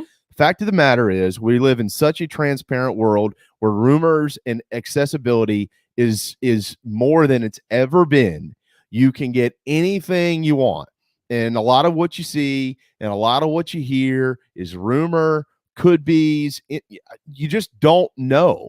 And years past, you didn't have the accessibility that you have now. Mm-hmm. You didn't have the rumor mill. You didn't have the platforms for all this information to go out and one person to see it and put it on another platform. Then it goes on another platform. Just because that wasn't word of mouth from 3 different people, it's still second and third hand information, but it's for you to be able to read, and you don't know in the context in which it was initially said. Yeah. And that's how these things transpire and get kind of turned into just a bunch of gibberish. And so I'm not saying that there weren't maybe some issues in this. I mean, Coach Beamer even said today, look, I'll be the first to admit I probably made a couple of mistakes, but he didn't go any deeper into that. I don't know if he meant he made some mistakes in initial hires, if he made some mistakes in the process of making hires. I don't know what he meant by that, but he obviously knows that he probably made a couple out there. You live, you learn. Coach Mangus said that on Friday. You're going to make some. Bingo, right there. I mean, that he compared it to what was the exact comparison that he used? A first-time father. Being a first-time dad, yeah. He compared it, G.A. Mangus did, when you're a first-time head coach, you're being a first-time father. Of course, there are going to be mistakes made. Of course there are. But you learn from them, and you move on, and you try not to replicate that mistake down the road. You try and make that thing a one and done, and you get better from that point on. Mistakes are going to happen. If he can honestly, Beamer, stand up right now and say, look, I've made mistakes already, be nice and forthcoming with that. Here's what I've done to fix that. Good. I mean, Wes Mitchell just said that there's a transparency, maybe an honesty of a feel coming out of the press conference. That's part of it. That speaks directly to that. Yeah, well, and this is not me taking a shot at all at Coach Muschamp, because I continue to say what I've said since he was relieved of his duties in running the program. You should thank him for his time and his service, and I think he put everything he had into it, and wish him the best in the future. No matter what you feel about it, it doesn't matter. Mm-hmm. Wish him the best in his future, man. He came here. He tried to get things going in the right direction, and it just didn't work out for Will Muschamp. But I think where the difference is with some fans, per Wes's comments there, is, you go back to when Kurt Roper was hired to be the offensive coordinator for Coach Muschamp at South Carolina. And one of the things he said in a press conference was, man, if I had hired Kurt Roper, if I'd been able to hire him at Florida, I'd probably still be the coach at Florida. Well, Kurt Roper didn't work out at South Carolina, and people were like, okay, that was BS. And so they just felt like, I mean, going into the last couple of years, this is, it was sunshine and roses, and then, just kind of fell flat. And I feel like maybe people have felt more honesty in the last month, and they're like, look, we're going to support you. We want to support you. We just want people to be honest with us about where we are, who we are, and believe in what we're trying to do around here. And I think maybe that's a little bit of a difference for a lot of people today when they look at this program, those who support the Carolina football program. and saying we heard things that just weren't true for a while. Maybe Coach Muschamp had the best intent, and by all means wanted it to be true, but it just wasn't. And what they're hoping is what they're seeing and hearing now. It just seems to be a little bit more truthful than years past. Yeah, and just like the head coach hire, when the conversation, especially on this show, was, look, it's a crapshoot. You really don't know. I mean, you could bring in Urban Meyer, you could bring in Shane Beamer, you could bring in you, Jamie. You don't know how it's going to work out. The greatest names, the greatest feel on paper, see Tom Herman in Texas. You don't know how things are going to work out. Same with the coaching staff. Beamer wanted guys around. You need guys that can work well together, that are like-minded individuals. So he's assembled this group, and let's see how they work together. And there will be articles, and there probably already are, grading this coaching staff. I'm not getting into any of that. Right. Who cares? Let's see what happens. Let's see the reaction of the players. Let's see how it plays out on the field. Let's see how these guys work together.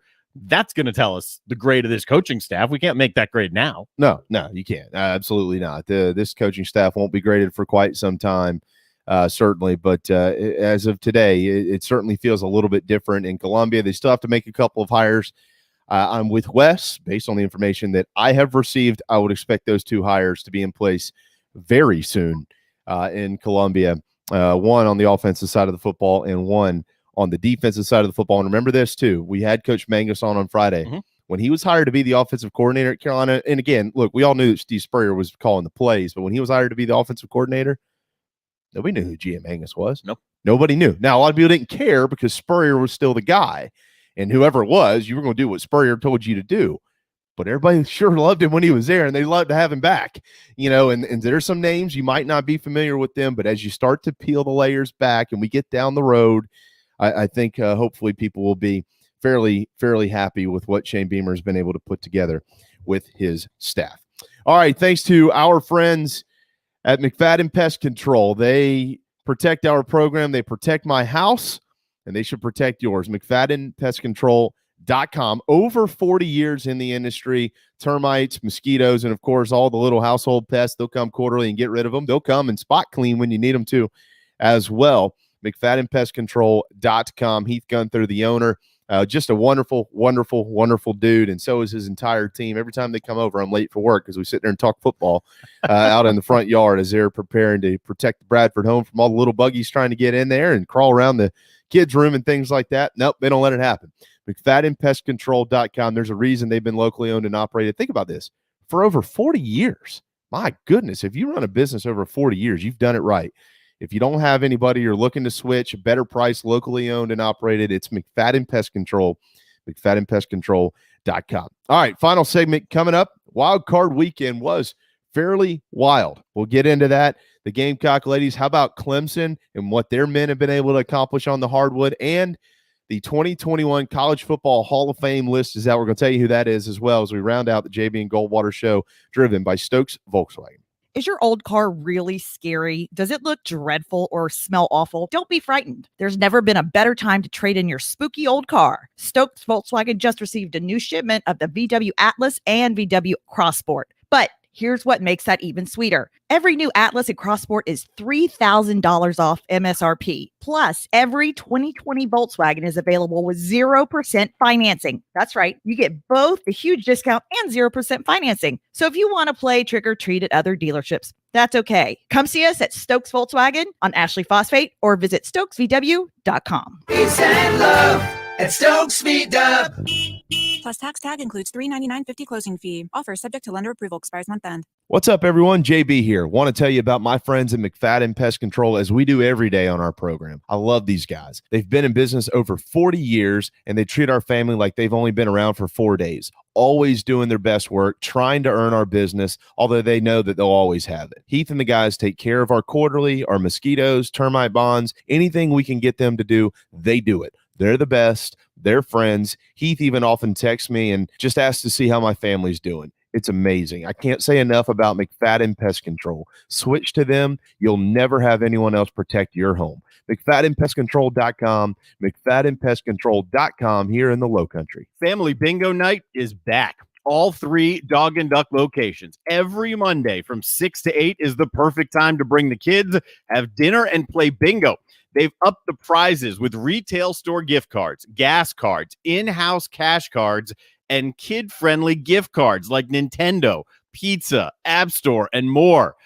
Thanks for supporting local businesses like the Dog and Duck in Bell Hall, Park West, and on Clements Ferry Road. What's up, everybody? This is South Carolina singer-songwriter Patrick Davis, and I might live in Nashville, Tennessee now, but guess what? I can always keep up with the news back in South Carolina because I've got the JB and Goldwater Show. Thank you, JB and Darren, for being live, loud, and online.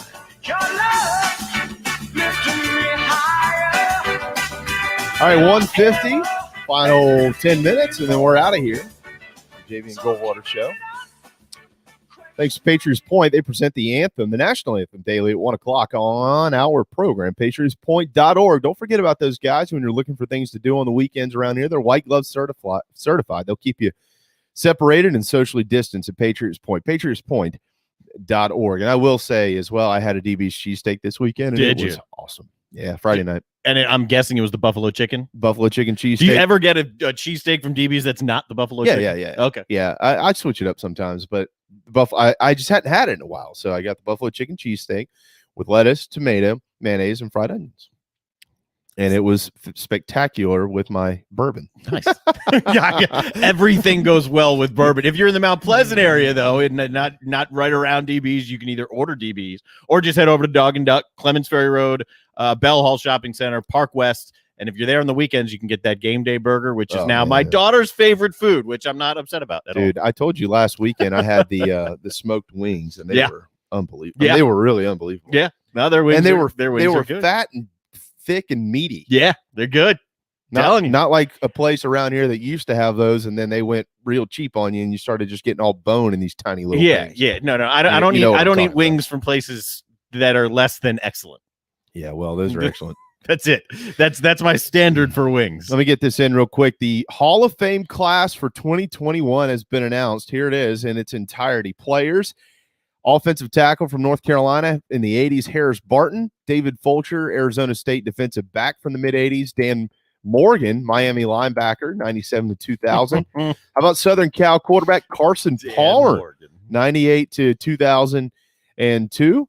How about this one? Defensive tackle from Texas way back when, 1978 to 81. Kenneth Sims has been elected this year as well. Andre Tippett, defensive end out of Iowa from 1979 to 1981. Tennessee linebacker Al Wilson, 1995 to 1998. How about Aaron Taylor, offensive tackle at Notre Dame from 1990 to 1993. Kansas State's running back Darren Sproles, the little guy, he will enter the Hall of Fame this year. Man, he was good as well. Oh, boy, he was, man. Absolutely. Tony Romo, selected to this year's College Football Hall of Fame, Eastern Illinois quarterback, and, of course, with the Dallas Cowboys and now with CBS. And C.J. Spiller from Clemson, 2006 to 2009, rounding out the players in the 2021 Hall of Fame class. Coaches: Rudy Hubbard from Florida A&M and Oklahoma's Bob Stoops. And Steve Spurrier, quick to Twitter, "Congratulations, Stoopsy." Attaboy. Did he put Stoopsy on Twitter? He called him Bobby on Twitter. That's too bad, because Stoopsy would have worked well. Stoopsy? During the NFL, during the game that Nance and Romo worked together, they tried to play it off that Nance was surprising Tony Romo, that he had, in fact, been elected to the College Football Hall of Fame. Romo already knew, though. So he did an okay job of playing it off that he was surprised. Yeah. If you saw that, he did know already. He did know already. But, yes, you're right. He acted quite surprised. The results from this weekend, you all know what they were. 27-24. How about those Buffalo Bills, man? That is really cool. What's that, first time in 26 years? 26 or 28. 28 years. Yeah. 28 years. Yeah. I'm sorry. Since winning a playoff game, but they win in advance. The Rams over the Seahawks. Rafael Esparza called that one here on our program on Friday, as a matter of fact, 30-20 on the road there. Your Redskins really hung in there, but Tom Brady advanced the Bucs to the next round of the playoffs, 31-23. And then yesterday, the Ravens beating the Titans in Tennessee. The Saints 21-9 and an incredible defensive game for them over Chicago. And then this one last night, which nobody saw coming, 48-37, the final. The Browns over the Steelers. I mean, they were glowing about this on the broadcast going, this is one of the most unexpected results in the history of football. Well, I mean, remember now, COVID was like ravaging the Browns. Their head coach wasn't there. He FaceTimed with the team in the locker room to be a part of the celebration. I mean, that was unbelievable. Johnny Manziel is playing by far the best football of his career. That two-headed running back tandem. You mean Baker Mayfield, not yes, Johnny Manziel. That's exactly who I meant. I don't know what Johnny Manziel's doing right now, but Baker Mayfield's playing pretty well. What game did I watch last night? The Browns, I mean, they weren't given a whole lot of a chance to go in there, but then you jump on them like 28-0. And it was, in a sense, over. Pittsburgh rallied, but in a sense, it was over at that point. Now the question is Ben Roethlisberger going to retire? There are some rumors floating around. There's another year left on his deal. He has said that if he chooses to come back, he hopes the Steelers will have him back. But it looks like there are some real age questions right now with Ben Roethlisberger. Yeah, if it's over, wow, what a career for Big Ben. I know we had Trey Essex, your buddy, on not too long ago, knows him quite well. If it's over, it's a tough way to go out, but I mean, he's a Hall of Famer. He's a Hall of Famer. First ballot Hall of Famer. Here's what it looks like next weekend. By the way, another great weekend setting up for the NFL. The Rams at Green Bay on Saturday at 4:30 on Fox, and at 8:15 that night, Buffalo plays host to Baltimore. That's going to be really neat. Orchard Park up there, Bill Stadium. And then Sunday, you got the Browns have to go to Kansas City, but at least they're there, 3 o'clock on CBS. And then New Orleans play host to Tampa, and that's round 3 for Brady Breeze this year, 6:40 on Fox. So many storylines next weekend in the NFL. You got Rodgers, you got Buffalo, you got this Brown story at KC, you got Brady Breeze. I mean, it's just going to be a magnificent, best weekend of the year in the NFL. I would say you took the words out of my mouth. There are a lot of people who tell you that the championship weekend is, or the divisional round is the best weekend of football, and some will say it's the best weekend in sports because they're diehard NFL fans. This super wild card weekend with 3 games on both days turned out to be great, though. I mean, the majority of the games were a lot of fun to watch. They really were.